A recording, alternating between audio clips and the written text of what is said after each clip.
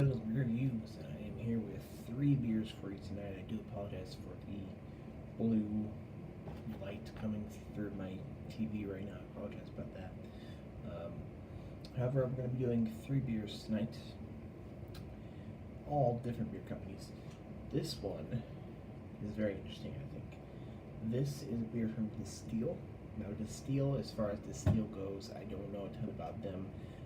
This is the only beer I've ever had from them. How I got this was my friend Charles. Before I moved here, like a week or two ago, he came in and brought some of this for us to drink, and so I have one and I have a preformed opinion about it. I'm going to try to be unbiased going forward here. But either way, this is the Wild Sour Cranberry Criek. It is 5% alcohol by volume and gets a 3.85 ounce beer advocate. 17 IBU. So this is a sour, cranberry, fruity flavored beer.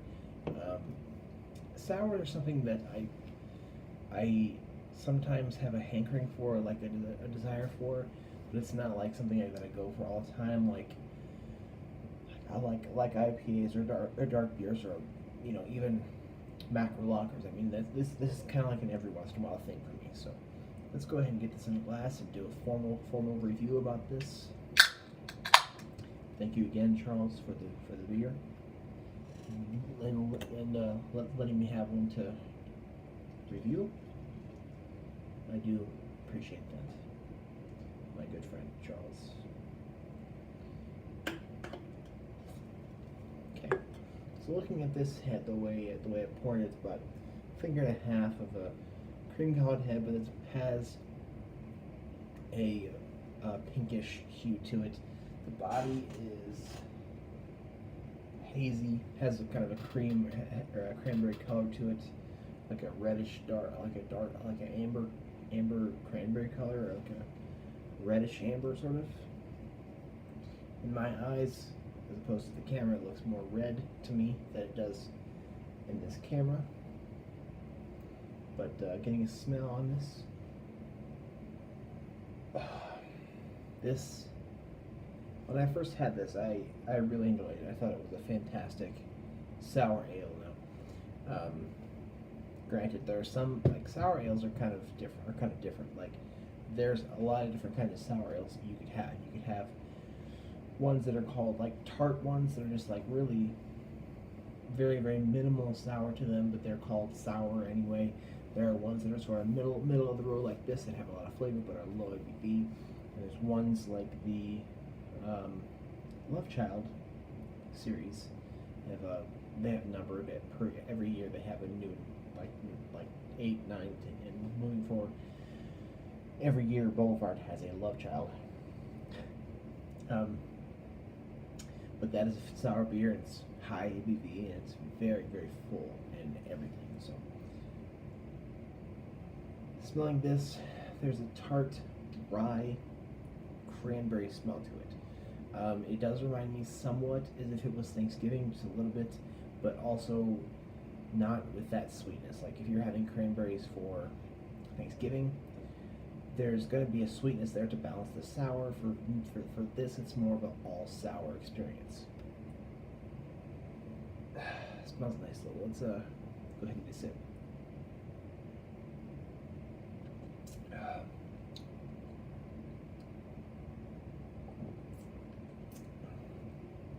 This is good because the reason I'm not really into sour beer that much is because sometimes when trying one, the sour beer can just have so much sour to it. It's like if you're drinking a Warhead.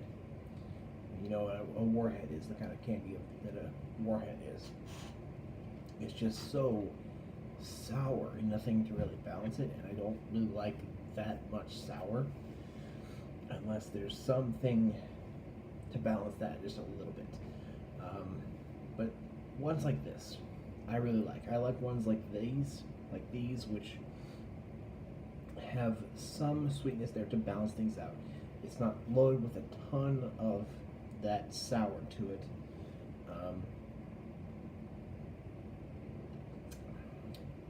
It does have a bit of a puckering thing to it, though. It's a bit tart. It's a bit acrid. It's somewhat dry, and that's kind of the way one of these beers should be. Really, it's kind of the rubric, if you will, as for what a sour should be.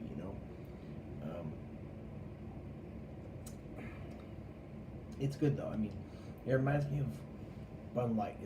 This is as if Bud Light was like a pretty sour, decently flavored beer. And it's quite nice. The feel, like I said, is dry. It's light medium. It is kind of edging towards medium because it does have some body to it, some profile to it. And there's this, I don't know if this would be feel, but there's this experience, like as with any sour beer, especially when it's loaded with some sour flavor to it, like this is. There's just a lot of puckering,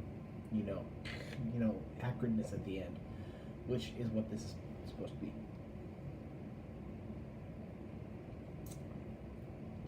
It is drinkable. If you like these beers, and I do, this is something that you could drink pretty easily and pretty quickly. It is kind of a thirst quencher too. It has some good things about that. I'm gonna go ahead and give this beer a good A minus. I mean, I'm not really big into sour beers anyway, but this one really hit the spot when I first tried it. It is now. I don't really know how to rate sour beers because I don't have that many of them. I'm talking about basically any other kind of beer. I have tried many of them and have basis for comparison more than I do this. But let me know if you've had this Destihl Cranberry Criek, and if you have had it, what your thoughts are in the comments below. And I hope to find more by Destihl because I've heard they have a lot of beers, and I've heard that they're good as well. Thank you.